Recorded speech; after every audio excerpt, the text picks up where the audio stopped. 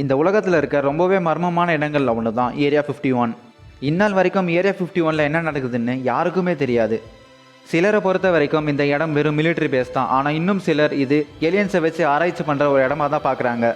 யாருமே அனுமதிக்கப்படாத அளவுக்கு அப்படி இந்த இடத்துல என்ன தான் இருக்குது, பொதுமக்களுக்கு கூட தெரியாமல் கவர்மெண்ட் அப்படி என்ன தான் பண்ணிகிட்டு இருக்காங்க. உண்மையாகவே இந்த இடத்துல ஏலியன்ஸோ இல்லை யூஎஃப்ஓவோ இருக்குதா, இல்லை அதெல்லாம் வெறும் கட்டுக்கதை தானா? இந்த இடத்துக்கு பின்னாடி இருக்க மர்மமான விஷயங்கள்லாம் என்னென்ன, இதுக்கே ஏரியா 51 பேர் வந்துச்சு, வெறும் மிலிட்ரி பேஸாக இருந்த இடம் எப்படி ஏலியனுக்கு பேர் போன இடமா மாறுச்சு, ஏரியா 51ல் வேலை பார்த்த ஒருத்தர் வெளியே வந்து கொடுத்த இன்டர்வியூவில் என்னென்ன சொல்லியிருக்காரு, இதெல்லாம் இந்த வீடியோவில் தெளிவாக பார்க்கலாம் வாங்க. அதுக்கு முன்னாடி சப்ஸ்கிரைப் பண்ணாதவங்கெல்லாம் மறக்காமல் சப்ஸ்கிரைப் பண்ணிக்கோங்க.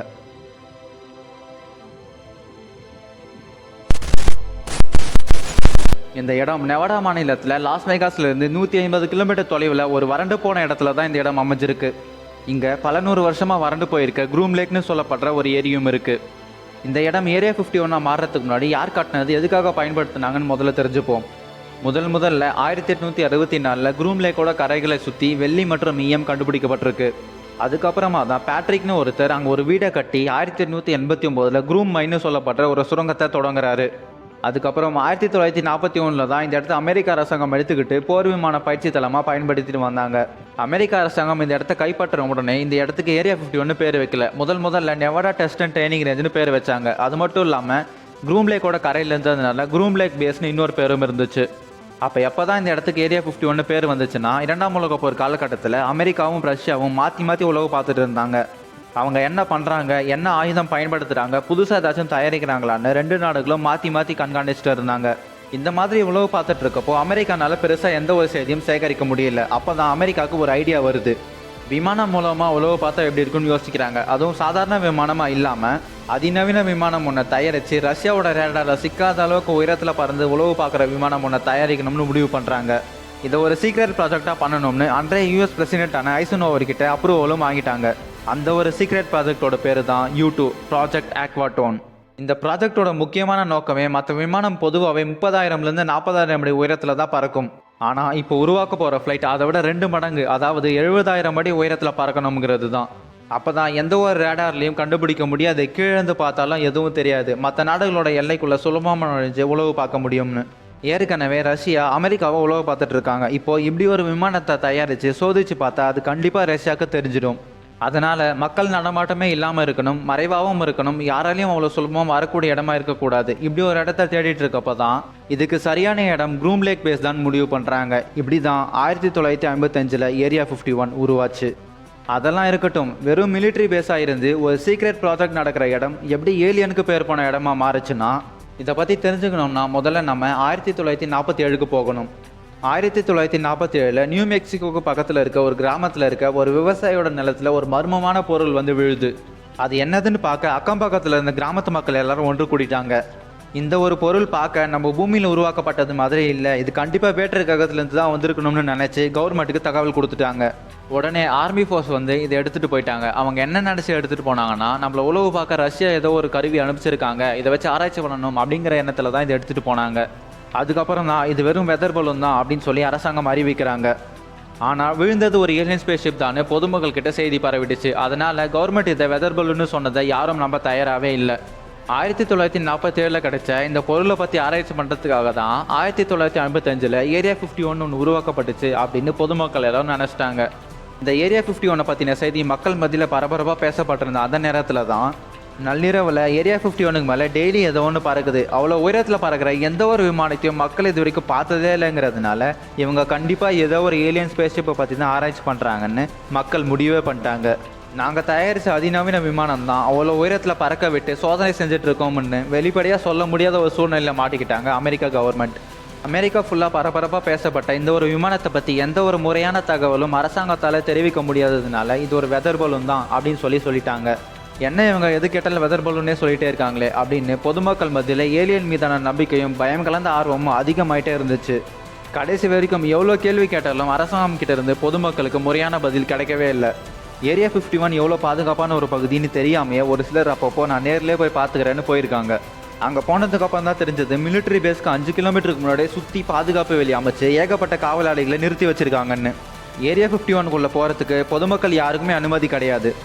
அமெரிக்க நாட்டோட உயர் அதிகாரிகள் ஒரு சிலருக்கு மட்டும்தான் ஏரியா 51க்குள்ளே போகிறதுக்கே அனுமதி. வேற யார் எவ்வளோ பெரிய ஆளாக இருந்தாலும் உள்ளே போக அனுமதி கிடையாது. அதையும் மீறி வேலியை தாண்டி குதிச்சு போனால் எந்த ஒரு விசாரணையுமின்றி கைது பண்ணிடுவாங்க.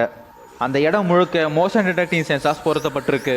எந்த ஒரு பறவையோ விலங்கோ நுழைஞ்சிட்டா கூட அதை அப்படியே பிடிச்சி தூக்கிட்டு வந்து வெளியே விட்டுருவாங்க. இவ்வளோ பாதுகாப்பான ஒரு பகுதியில் அப்படி என்ன வேலை செய்கிறாங்க, யார் வேலை செய்கிறாங்க, எத்தனை பேர் வேலை செய்கிறாங்கன்னு எந்த ஒரு தகவலையும் அவங்க வெளியிட்டதே இல்லை இது வரைக்கும். ஆனால் சுமார் 1500 பேருக்கு மேலே வேலை செய்வாங்கன்னு சொல்லப்படுது. இவ்வளோ பேர் அங்கே வேலை செய்கிறாங்கன்னா எல்லாராலையும் அங்கே தங்கியே வேலை செய்ய முடியாது. சிலர் வந்து போயிட்டும் இருக்காங்க. ஏரியா 51ல் வேலை செய்கிறவங்க போயிட்டு வரதுக்காக மட்டுமே ஒரு தனி ஏர்லைன்ஸ் அமைக்கப்பட்டிருக்கு. அந்த ஏர்லைன்ஸோட பேர் தான் ஜானட் ஏர்லைன்ஸ். இந்த ஒரு ஏர்லைன்ஸ் ஏரியா 51ல் வேலை செய்கிறவங்களை கூட்டிகிட்டு போகிறதுக்காக மட்டும்தான் பயன்பட்டுருக்கு. ஏரியா 51க்கு வேலைக்கு வரவங்க டெய்லி காலையில் லாஸ் வேகாஸில் ஒரு ஸ்பெஷல் செக்கிங்கை முடிச்சுட்டு இந்த ஃப்ளைட்டில் வந்து வேலை செஞ்சுட்டு திரும்ப இதே ஃப்ளைட்டில் போயிடுவாங்க. இப்படி தான் டெய்லி பலர் வந்துட்டு போயிட்டு இருக்காங்க. ஏரியா 51ல் வேலை செய்கிறவங்கெல்லாம் சயின்டிஸ்ட், இன்ஜினியர்ஸ், டெக்னீஷியன்ஸ், பைலட்ஸ், அப்புறம் செக்யூரிட்டிஸ். இந்த இடத்துல இருக்க பாதுகாவலர்கள்லாம் அமெரிக்காவோட இராணுவ வீரர்கள் கிடையாது. ஏரியா 51க்காகவே ஸ்பெஷலாக நியமிக்கப்பட்ட வீரர்கள் இவங்கெல்லாம். இத்தனை பேர் வேலை செய்கிறாங்க, டெய்லி வந்துட்டு போகிறாங்க. எப்படி இத்தனை வருஷமாக எந்த ஒரு இன்ஃபர்மேஷன் லீக் ஆகலை அப்படின்னு கேட்டிங்கன்னா, லீக் ஆச்சு 2 பேர். அந்த 2 பேர் பேசினதுக்கு அப்புறமா அமெரிக்காவில் ஒரு பிரளயமே உண்டாச்சு. ரேடியோலாம் ஃபேமஸாக இருந்த டைம் அது. ரேடியோவுக்கு நம்ம ஃபோன் பண்ணி பேசலாம். 1997 செப்டம்பர் 11 அன்றைக்கி ஒரு ஃபோன் கால் வருது. அதில் பேசினவர் ரொம்ப பதட்டமாக, நான் ஏரியா 51ல் வேலை பார்த்தேன், அங்கே பயங்கரமான ஒரு சீக்ரெட் மிஷன் அமெரிக்கா நடத்திட்டு இருக்கு, நான் இந்த நாட்டை விட்டு தப்பிக்க முயற்சி பண்ணிட்டு இருக்கேன்னு அவர் சொல்லிட்டு இருக்கப்பவே அந்த கால் கட் ஆகுது. இந்த ரேடியோ ப்ராட்காஸ்ட் கேட்டுட்டு இருந்த எல்லாருமே இவர் பேசினதையும் கேட்டாங்க.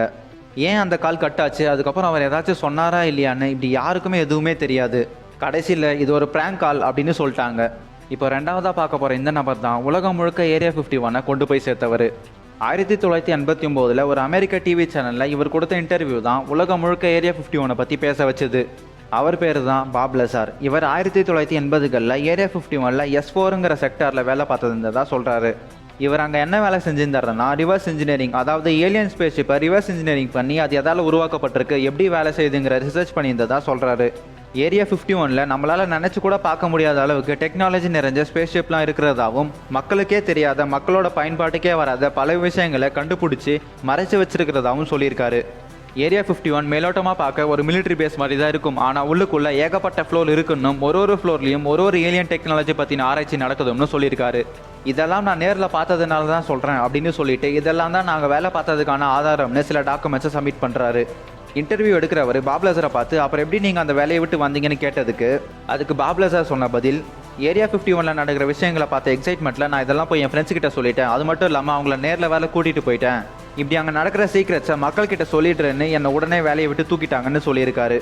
அது மட்டும் இல்லாமல் அங்கே கண்டுபிடிக்கிற விஷயங்களை தான் இன்றைக்கி நம்ம புது டெக்னாலஜின்னு பயன்படுத்திகிட்டு இருக்கோம், இனிமேவும் பயன்படுத்த போகிறோம்னு சொல்லியிருக்காரு.